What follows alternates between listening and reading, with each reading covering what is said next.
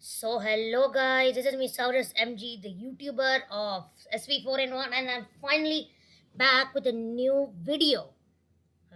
Yeah, the year is 2030, don't mind that one. Okay, sorry for that. Anyways, today we'll be doing a completely awesome scenario. In my last video, we did the same thing with, if you remember in my last video, we actually did with Asia, Australia, and Africa. Actually, completely messed up the borders from in one of my previous videos. So we're gonna be doing exactly that, but this is the second part. We'll be doing for the rest of the world. Three, two, one, go. Okay, let me just delete this text. So yeah, I'm using Paint app for this. The Paint application for this. So this map. So this is a map which I got from the internet. Okay, guys. So let's get right into the video. So our first country here is the UK. Let's give it a gray color.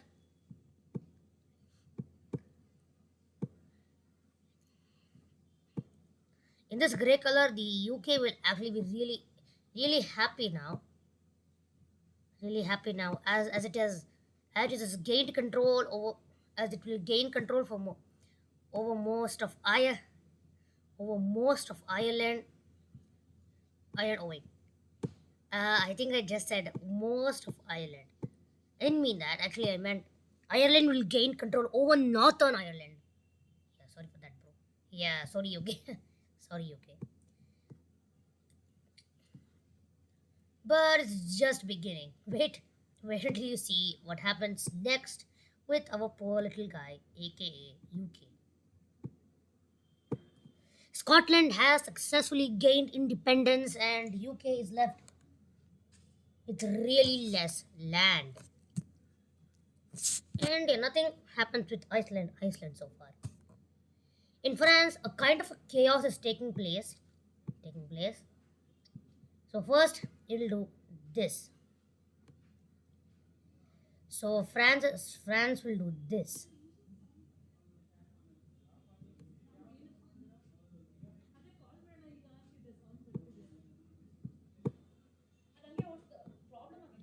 So yeah, there you can see this.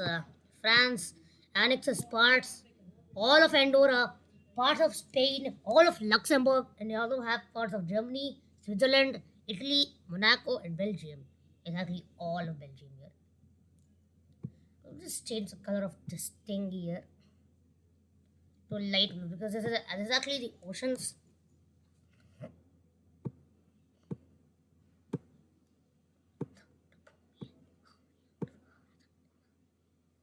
So here is our new France. It's pretty big, isn't it? It's pretty big, isn't it? After all,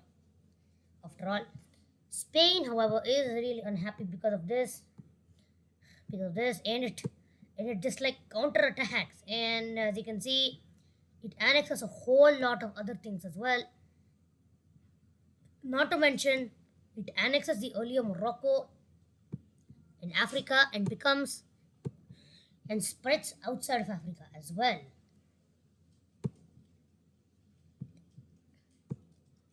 Okay, well, that's not a good color, I guess. Let's give it this color. So and now Portugal is angrier as well. So what will it do? Okay, now before we go on, let me just note that this is actually not any war, and this is not to humiliate any country. This is just meant for entertainment, and also meanwhile, and also this is actually not kind of any war. This is just kind of fun. It tries to attack Spain, but it ends up. But Portugal, but yeah. What I forgot to mention is in the year 2030, all wars are stopped, which caused Portugal to peacefully negotiate and join Spain. Okay, there goes one country. Italy has plans for something else altogether. As you can see, Italy has begun to has annexed Corsica from Mallorca and all of Malta as well. It has also annexed all of San Marino and Vatican City.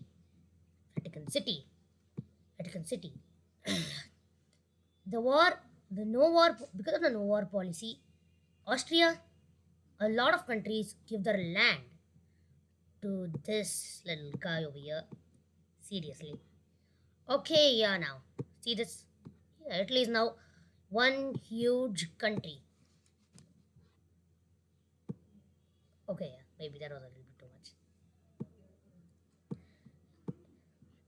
So yeah, our Italy is now a completely new country, and yeah, it just annexes all of the islands, just like Argentina, and now I think it's time for a little bit of a reunion.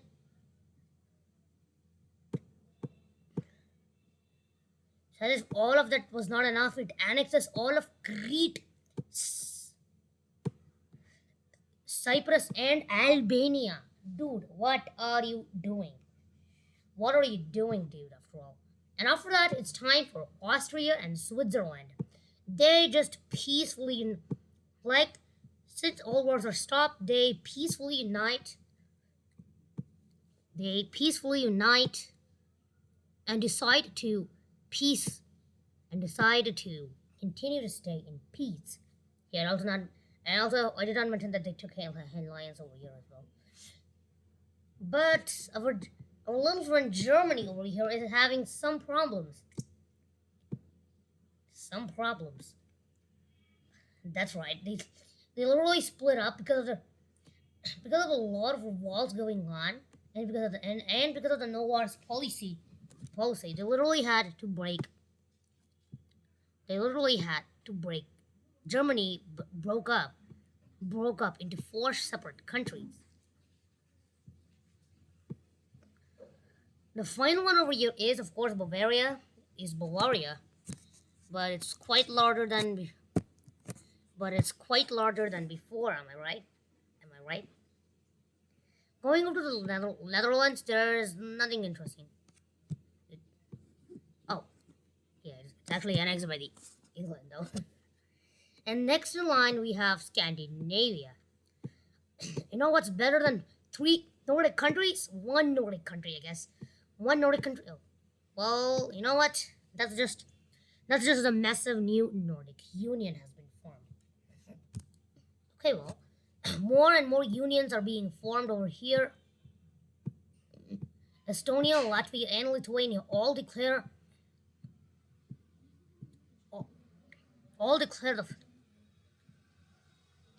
the Federal Baltic Union. All declare the Federal Baltic Union. Yeah, seriously. So there's another big union, but hey, wait. What's Poland up to? He just annexed all of Kaliningrad. Oh, look who's bad. The Polish-Lithuanian Commonwealth has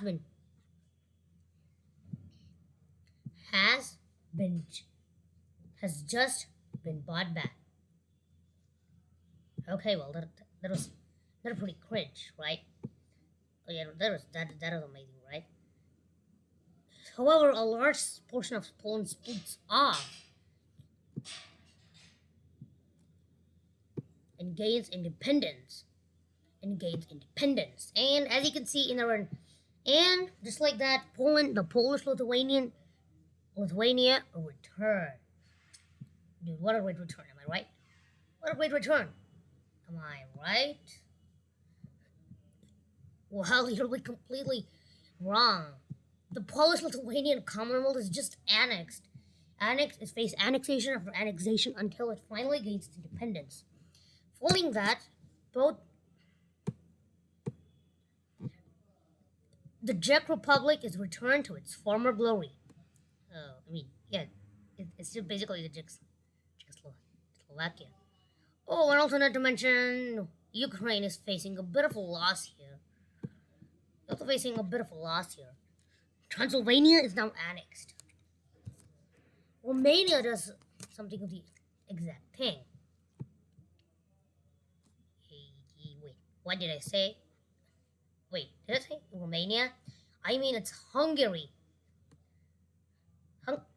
Hungary. They finally get back their peaceful Transylvania. Okay, well, let's change the color.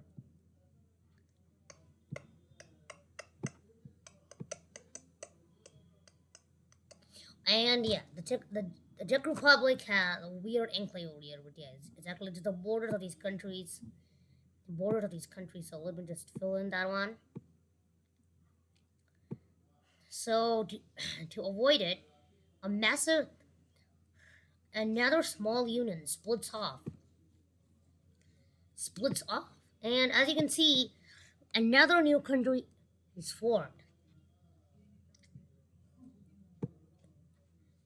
The Czech Republic declares its independence. And just like that, the Czech Republic is officially independent. The, yeah, exactly, the Czech Republic, and this all of this is the Czechoslovakia. Oh yeah, it's getting pretty confusing, right? Hungary takes things a bit too Transylvanially, and look what it does. It's kind of just a mess. It's a huge mess has been formed due to this. And wait, what's happening? What's happening over here? Can anyone explain? Anyone explain? Wait, Serbia, what are you doing? Oh. Okay, well, wait. Hey, wait, Serbia. Wait. Oh yeah, I think you guys should have understood by now that this is actually just the Great Yugoslavia. Okay, well. And then Ukraine decides to declare war on Russia, but it just ends up happening in a reversed way. Oh, seriously? Reversed way. Ukraine declares war on Russia. Wait, Ukraine? No, where are you? Why? You just did smash the policy, am I right? Am I right? But yeah. Russia is like, no wait, I follow the no war policy, and I'll just annex you. And Ukraine's like, wait no, it's a joke, but it's kind of late. But it's kind of late, as Russia has the UN has declared that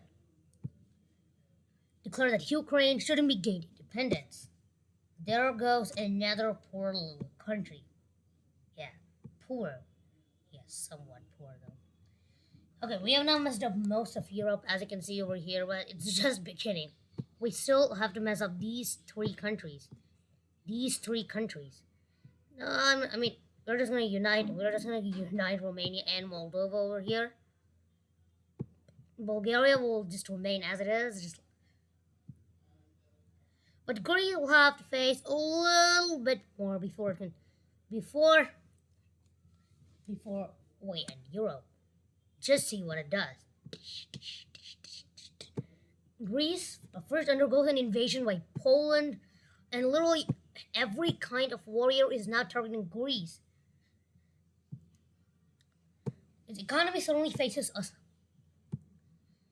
something that hadn't been even expected. This, however, isn't beneficial, as it turns out, as many countries are scrambling for invade Greece.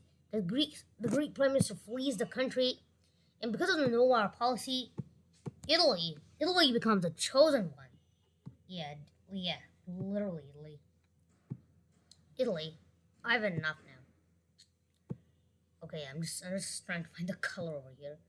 Anyways, Italy changes its color. Oh. And I think I forgot to mention that every country now has a color assigned, which makes them which as to their specialty. Italy changes their color and annexes all of Greece. Dude, how much land do you want there? Wait a second. Wait. Oh wow, look what's happened here. Okay, well, sorry for that though. Oh, looks like there's nothing you can do. But yeah, all these countries can just stay independent for now.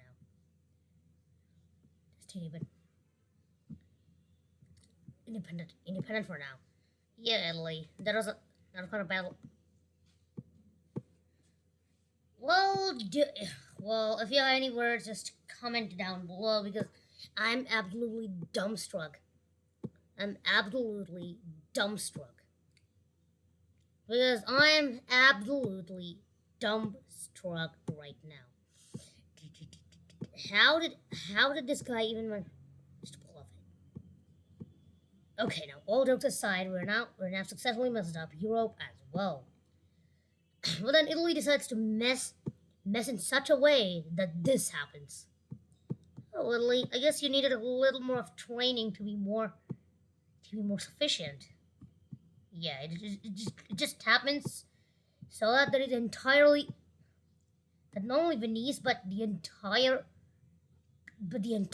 country sinks underwater with these little islands being the exception. Okay, now we have done with one continent, but let's move on to this. Okay, yeah, this video is basically made up of two parts, so we're going to the next part of the video now because honestly, this is getting kind of boring, right? Yeah, it's getting kind of boring. So let's just go over here.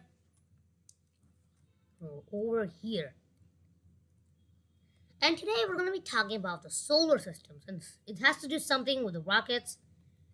From now on, we'll also be doing the solar system as well. Let's just go to the largest module of all time. The largest solar system scale module of all time. Wait, this guy actually did a little bit of a majestic one. Grammarly helps make your writing clear and concise, no matter where you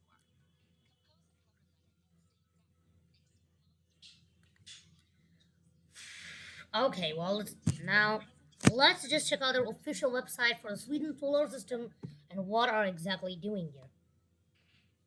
The Sweden solar system is just the world's largest model of, the solar system.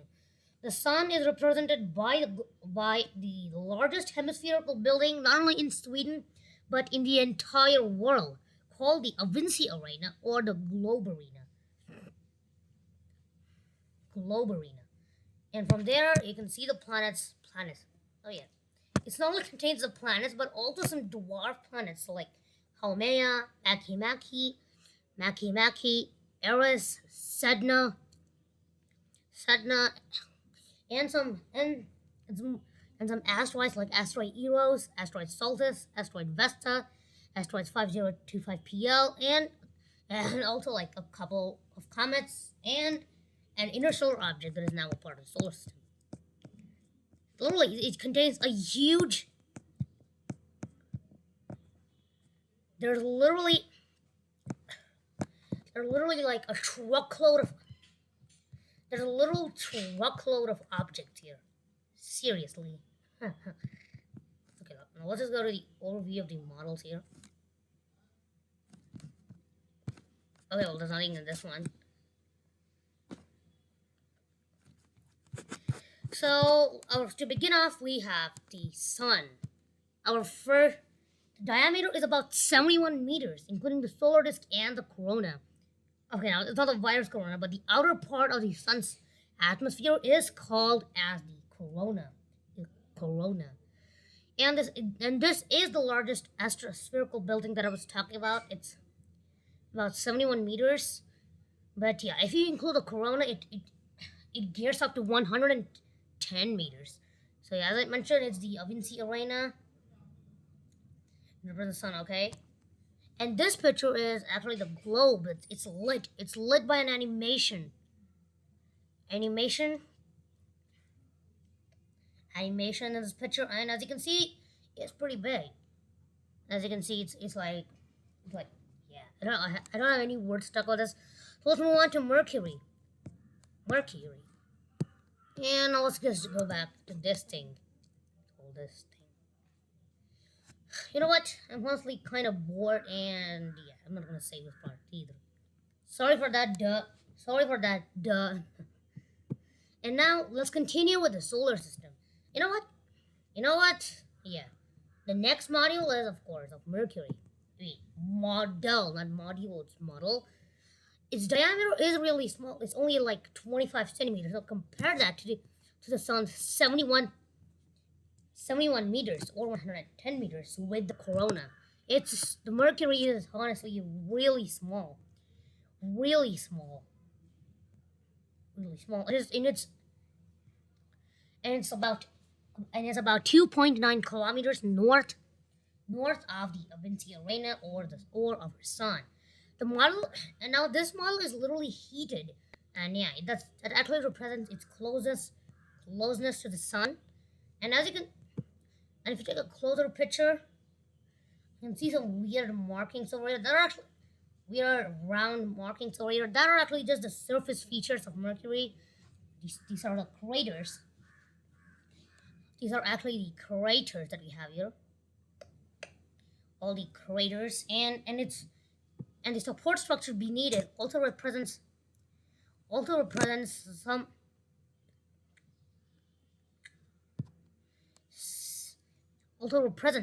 some things like the orbital drift in accordance with Einstein's theory of relativity. Okay, relativity. And yeah, as you can see, it actually was in another location formerly, but now it's moved. This is the current location. And now let's move on to Venus. Venus' diameter is 62 centimeters, which is more than double the size of Mercury, and it's located 5.5 kilometers from the sun. And there's actually a new model. This new model was inaugurated on May 9th, 2016 in a park outside the House of Science. In Sweden, I kind of read this thing, Vettens Kappenshus, maybe? I don't know. So all these three models are located in the capital city of Sweden, that's Stockholm. And yeah, you're seeing a pentagon over here, and on it are 5 plates. So we have the descriptions of the Venus in the sky as a morning star, Venus in its orbit, Venus's phases, the greenhouse effect on Venus, and the names of the goddess of love from different cultures. Okay, now, if you're thinking what's the relationship between the goddess of love and Venus? Well, Venus is named after the goddess of love, and also not to mention. And now, if you're thinking what's the morning star? Well, Venus is the brightest thing in our night sky. After the moon, so it's actually the second brightest thing. And now, just like the moon, it goes through various phases. So that's what these 5 places present. So this observatory museum in Stockholm has been closed, and the Venus model has been moved to the upper floor. So if you ever Sweden, make sure to visit this thing. And our next is your favorite planet, the Earth. The Earth and the Moon. The Earth has a diameter of 65 centimeters and is about 7.6 kilometers. Okay, now it's only 3 centimeters larger than Venus, and Venus and the Earth are actually pretty much the same size. Now, there's also a model of the Moon that's about 20 meters from the Earth. It's about 18 centimeters in diameter. So they are actually located in the space theater Cosmonova. The model of the Moon is made by someone called Peter Verhey, I guess, and it's situated on a pillar. This thing is a pillar and is about 20 meters away from the model of the Earth. And our next thing is Mars. Okay, yeah, there's literally nothing over here, but it's located in the Morbi Centrum, and it's about 35 centimeters, and it's staggering 11.6 kilometers from the sun. Okay, now Mars is only like 10 centimeters larger than Mercury, which makes it the second smallest inner planet. It's actually connected to a steel plate, and this steel plate actually represents the Earth, literally, and the chemical symbols for common compound on Mars are found on this sphere. I actually don't have a close-up image of that Mars though thing. Anyways, continuing on, we have next is Jupiter. Jupiter, which is located in Arlanda Airport. And now this Jupiter might look pretty pretty lame, but its diameter is literally really staggering.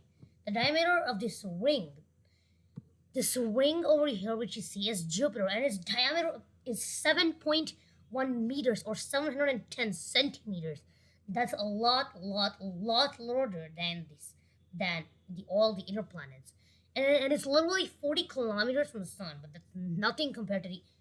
But as we go farther, more distant is right. And Jupiter was actually represented for many years as an arrangement of flowers. But now it's just been changed, and also it's four large Galilean moons: Ganymede, Io, Europa, and Callisto are represented as well here. So this Jupiter is actually in good company, I guess, right? Now next is Saturn. It's located in the city of Uppsala. It's not even in Stockholm anymore. We are away from the capital city now. Its diameter is 6.1 meters and about 73 kilometers from the sun. Now, actually, there's no model of the Saturn. This thing which you see here is actually Saturn's moon, Titan. Actually, there's no model of Saturn currently there, and there's actually planes. However, planes are reducing over here, and now a nice model of Titan is there, so you just don't need to worry of being alone though. Yeah, it's actually not alone at all because we still have other moons like Enceladus, others of Saturn moons like Enceladus, and others being represented here as well. Next in line is Uranus. Now we're really getting farther away because Saturn was like 73 kilometers away, but Uranus is 146 kilometers away. That's exactly twice the distance of Saturn. What do you get by multiplying 73 to 2? Yeah, 146, right? It's located in the city of Lovestar. Yeah, I really don't know how to read it. Its diameter is 2.6 meters. Actually, all the other planets are kind of boring. Yeah, Saturn, there's no Saturn, Jupiter is just a ring, and Uranus, well, yeah, seriously. So Uranus is actually literally orbits on its side, it's rotating on its side. It is tilted, literally if you see Earth, it's tilted about 23.5 degrees, but Uranus is tilted 98 degrees, which makes it horizontal. It literally is horizontal, and this all happens thanks to a big impact that happened several billions of years ago. And this model is pretty boring, right? I'm not wrong. And our final outer planet is Neptune, located in Saturn, and it's 229 kilometers away, and it's pretty interesting. At least not only like a ring or something like this. At least its diameter is just 2.5 meters, but that's honestly enough. The model is actually lit by blue light from inside in the night. Okay, yeah, it's actually Neptune is blue and color, so I think that's a pretty good idea. Next in line is Pluto. Its diameter is just 12 centimeters, and it's a staggering 300 kilometers from the sun, located by a lake in Deltsbo. And Pluto, it's not only Pluto, but its largest moon, Charon, is also here. Is supported by two tomb-like pillars, and one can also be reminded of a large meteor impact. Okay. Well, all life became extinct over a large area, so yeah, that's good actually. And the larger one is for Pluto, and this one is for Charon. Yeah, this thing is a dwarf one actually. Now moving on to the asteroids. Asteroid Eros is our first object that is not a planet. Eros is named after the god of love. Venus was the goddess, and this was the god of love. Okay, I guess. And this was actually inaugurated on the Valentine's Day, after a close encounter by a NASA space probe. Yeah, Eros is actually one of the only asteroids that has been landed on. The model, however, is really small. It's like only 1.5 millimeters in size. Okay, well that's pretty small, right? And it's about 11 kilometers from the globe. Our we have another asteroid called asteroid Saltis. The diameter is less than 1 millimeter. It's about 17 kilometers from globe and is located in. Well, I don't know how to read that one. and our and continuing, our next model. Our next model is actually just a sculpture and its name and it's yeah this order was actually named Saltis because it is located in this place called Saltis Jobaran.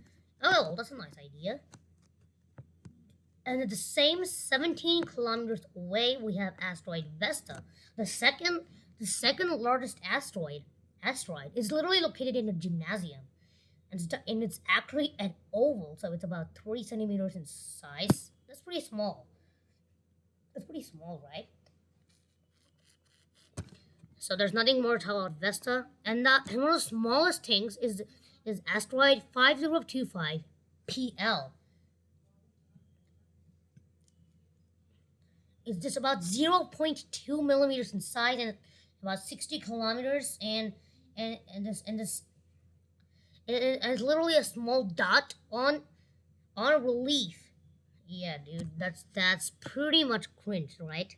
It's literally so small, 0.1 millimeters. Like it's not even it's like the thickness of your nail.